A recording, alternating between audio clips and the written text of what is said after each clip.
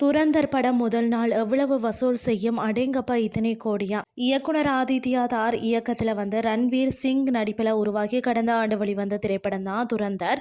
இந்த படத்துல பாத்தீங்கன்னா சாரா அர்ஜுன் கதாநாயகியாக அறிமுகமாயிருந்தார்.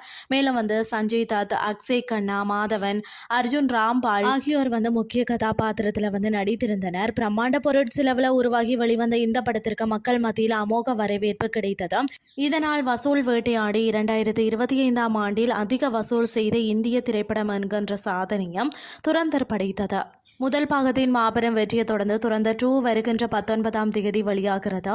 இந்த நிலையில துரந்தர் 2 படத்தின் ப்ரீ புக்கிங் வசூல் குறித்த தகவல் வெளியாகியுள்ளது. துரந்தர் 2 திரைப்படம் பார்த்தீங்கன்னு சொன்னா இதுவரை ரூபாய் 110 கோடி ப்ரீ புக்கிங்ல வசூல் செய்துள்ளது. இதனால் முதல் நாள் உலகளவில் ரூபாய் 200 கோடி வரை வசூல் செய்ய வாய்ப்புள்ளதா என்கின்ற கேள்வியும் எழுந்துள்ளது.